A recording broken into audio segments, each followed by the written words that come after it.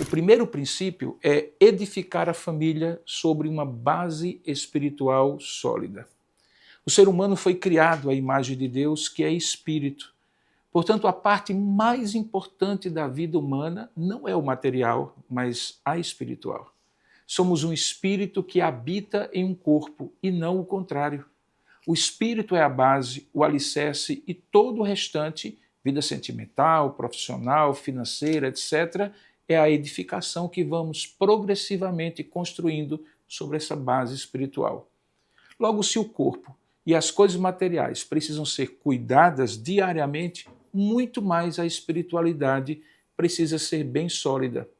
Imagine que árvores altas, quanto mais altas elas forem e frondosas, precisam de raízes firmes, edifícios grandes de sólidas fundações. Isso vale para praticamente tudo, especialmente para a família. Porém, como edificar a família sobre uma base espiritual sólida? Precisamos primeiro entender o que é essa espiritualidade, pois ela não é sinônimo de religiosidade. Há religiosos até materialistas e há não religiosos que descobriram alguma dimensão da espiritualidade, por exemplo, a contemplação da beleza, da natureza, da música, das artes, etc. Ou o exercício da gentileza nas relações humanas. A espiritualidade tem, no entanto, um núcleo importante, que é o que eu chamo de senso de transcendência, isto é, que o centro e o limite do universo não somos nós, que há algo mais, alguém mais além de nós, que também não se resume a outras pessoas nem à natureza. Eu chamo isso de senso do divino, usando aquela expressão de Calvino de sensus divinitatis, aquela percepção que todo ser humano tem de transcendência e que a grande maioria chama de Deus.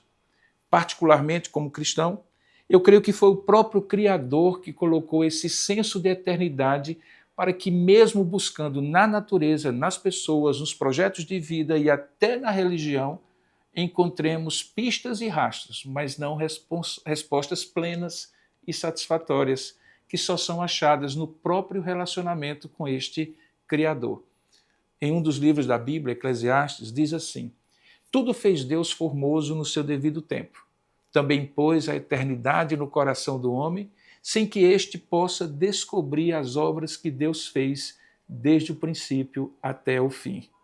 Então, se esse senso existe em cada um, mas não pode ser percebido plenamente em nada do que é criado por Deus ou pelo próprio homem, como é possível ter essa certeza que se chama fé e assim desenvolver uma espiritualidade, especialmente como um fundamento de uma família abençoada? Eu creio que Deus se revela. É assim que a palavra de Deus diz. Ele se mostra como alguém que cobre o rosto com um véu, mas ao tirar o véu podemos ver quem ele é, conhecê-lo. Assim é Deus. Ele faz isso na natureza. Por exemplo, o Salmo 19, verso 1 diz que os céus proclamam a glória de Deus e o firmamento anuncia as obras das suas mãos. E Paulo ensina na carta que ele escreve aos Romanos, no capítulo 1, que aquilo que de Deus se pode conhecer é manifesto entre eles, porque Deus lhes manifestou. Os atributos invisíveis de Deus, assim o seu eterno poder, como também a sua própria divindade, claramente se reconhecem desde o princípio do mundo, sendo percebidos por meio das coisas que foram criadas. Então, nos fenômenos naturais, do macrocosmo de estrelas, galáxias, mares, terras e ares, assim como no microcosmo das células, dos órgãos, das moléculas e átomos do nosso próprio corpo e de todo ser vivo e da própria matéria, há uma engenhosidade e complexidade que provoca admiração. E com a admiração, algo que é fundamental para desenvolver uma espiritualidade sadia, tanto individual como em família, que é o temor a Deus. O temor a Deus que surge dessa admiração é aquele respeito que se tem quando se está diante de algo infinitamente maior, mais alto, mais profundo, e por isso algo que inspira reverência e humildade. Esse temor a Deus, que a palavra de Deus chama de princípio da sabedoria, é o que nos dá outros 3 sensos importantes para a espiritualidade, inclusive na família. O primeiro é o senso da dependência. O senso do valor é o segundo e o senso do propósito é o terceiro. Dependência, valor e propósito. Um indivíduo e uma família espiritualizada desenvolve a certeza e a atitude de quem sabe que depende de muitas variáveis incontroláveis na vida para ser feliz. Alguém tem que conduzir essa equação e fazer depender desse condutor, sem dúvida alguma, ajuda-nos a perceber como somos valiosos, a ponto de que alguém cuida, provê, protege e dirige a nossa vida, inclusive, e eu diria principalmente, quando não damos conta de controlar a existência diante das coisas inexplicáveis e inaceitáveis, humanamente falando, como a dor, o sofrimento, a injustiça que acontece conosco e com os outros. Nessas horas, saber que somos cuidados é importante. Interessante, não é? Essas coisas ruins que acontecem e que muitos tentam usar para supostamente dizer que somos assim largados na nossa própria sorte, na verdade mostram o grau de esfacelamento que a vida tem desde que o ser humano rebelou-se contra o Criador e que no estado presente está sendo restaurado por Deus até aquele dia da renovação completa de todas as coisas. Nas coisas ruins, aprendemos a nossa finitude e nos tornamos mais dependentes de Deus.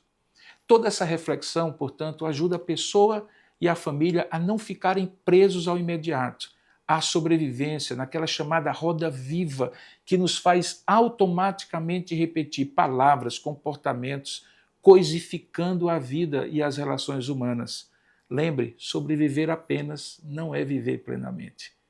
Viver com alguém, procriar com essa pessoa, gerar filhos, trabalhar para sobreviver, pagar contas, aproveitar a vida loucamente com os prazeres possíveis, vendo o tempo passar, sem melhoria, ou investir tudo para construir impérios e patrimônios que não garantem nem sobrevida, nem felicidade para quem constrói ou para quem usufrui, tudo isso simplesmente é como ir levantando paredes, sem perceber que a terra está cedendo debaixo dos pés, se não houver o fundamento da espiritualidade.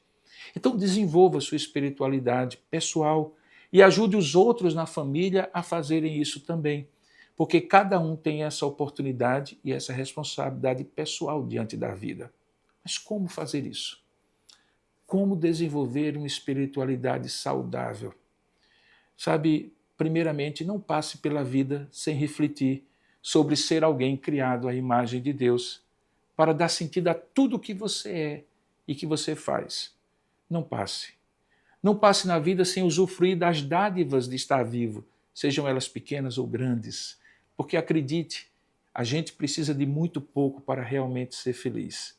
Não passe pela vida sem servir aos outros, a começar por sua família, seus amigos, os mais próximos da vida, na vida daqueles que você pode fazer alguma diferença positiva.